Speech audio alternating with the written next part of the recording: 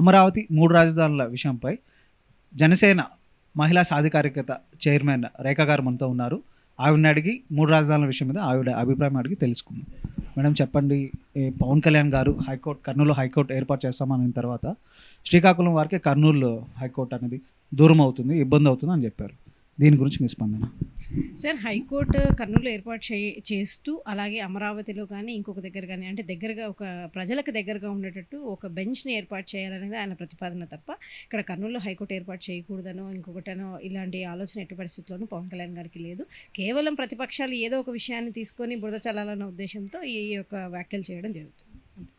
నుంచి అనేక మంది యువత మిగతా ప్రాంతాలకు వలస వెళ్తున్నారు.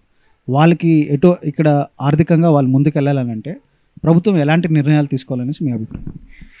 ప్రభుత్వం ముఖ్యంగా రాయలసీమలో ఉన్నటువంటి యువతకు ముఖ్యంగా మీరు చెప్పినట్టు ఎక్కడ కూడా ఉపాధి లేని పరిస్థితి, ఎక్కడ చూసినటువంటి కూలి పనులు ఇలాంటి పనులు తప్ప ఎక్కడ ఉపాధి లేని పరిస్థితి.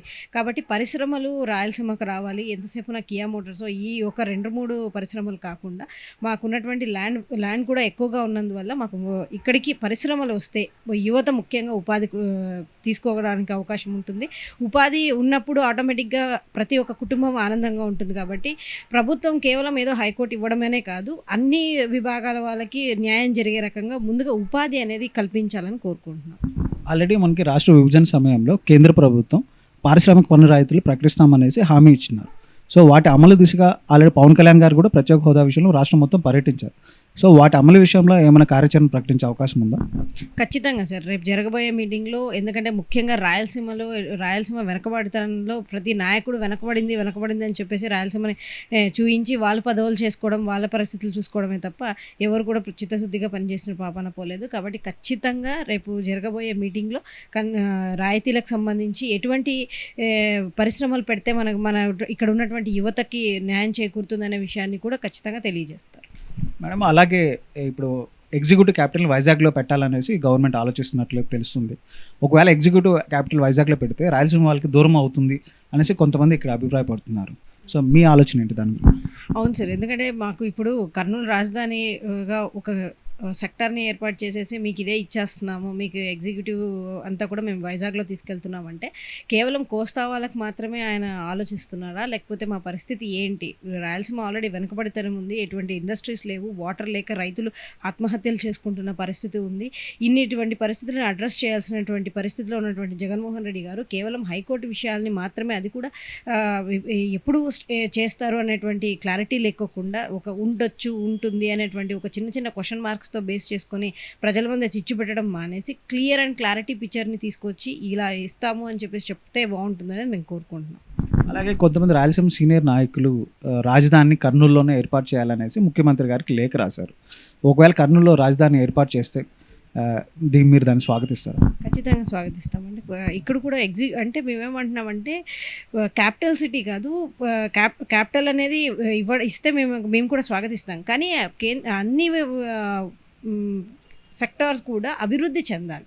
ముఖ్యంగా ప్రతి విభాగంలోనూ ఒక ఎగ్జిక్యూటివ్నో లేకపోతే ఒక లెజిస్లేటివ్నో అలా కాకుండా ప్రతి దగ్గర అభివృద్ధి చెంది అందరూ కూడా హ్యాపీగా ఉండాలనేదే మా ఉద్దేశం. కాబట్టి ఆ రకంగా ముందుకు అడుగులు వేస్తే జగన్మోహన్ రెడ్డి గారు బాగుంటుంది. ఇలా ప్రజలు కూడా చిచ్చు ఇదిగా మా రాయలసీమ ఒక రకంగా, కోస్తా ఒక రకంగా ఒకరికొకరు విభేదించేటువంటి పరిస్థితులు ఉండవని అనుకుంటున్నాను. అలాగే మేడం, రాయలసీమలో చూసుకున్నట్లయితే రైతుల ఆత్మహత్యలు పెద్ద సంఖ్యలో జరుగుతున్నాయి. సో వీటిని ఆపాలంటే ప్రభుత్వం సైడ్ నుంచి ఎటువంటి చర్యలు తీసుకోవాలని మీ అభిప్రాయం? ఆనాటి కాలం నుంచి నేటి కాలం వరకు రాయలసీమలో ఆత్మహత్యలు అంటే మన దేశంలోనే మన రాయలసీమలో రైతుల ఆత్మహత్యలు అనేది సర్వసాధారణంగా మారిపోతున్నాయి. పాలకులు మారుతున్నారు, ప్రభుత్వాలు మారుతున్నాయి తప్ప రైతులకు ఎవరు కూడా న్యాయం చేసిన పాపన ఇంతవరకు పోలేదు. ఈరోజు మా దురదృష్టం ఏమంటే ప్రతి ఒక్క సీఎం మా రాయలసీమ నుంచే అవుతున్నారు, కానీ ఎవరు కూడా రైతుల గురించి ఆలోచించడం లేదు. రైతులని మేము సబ్సిడీ ఇస్తాం లేకపోతే రుణాలు ఇస్తామని చెప్పి మీరు గద్దె ఎక్కుతున్నటువంటి ప్రతి పాలకులు కూడా రైతుల ఆత్మహత్య గురించి ఏ ఒక్కరు కూడా మాట్లాడిన పాపాన పోవడం లేదు.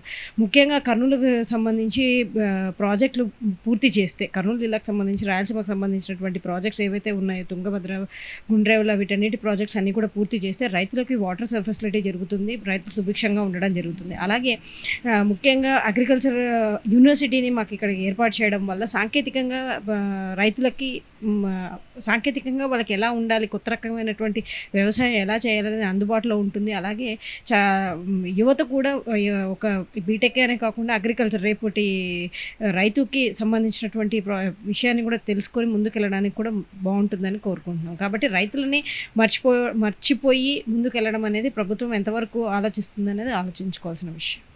కర్నూలులో విద్యా వ్యవస్థ, వైద్య వ్యవస్థ ఈ 2 కూడా బాగుపరచాలంటే ప్రభుత్వం ఎలాంటి చర్యలు చేపట్టాలి మీ అభిప్రాయం? ముఖ్యంగా కర్నూలు జిల్లాలో ఉన్నటువంటి ముఖద్వారంలో ఉన్నటువంటి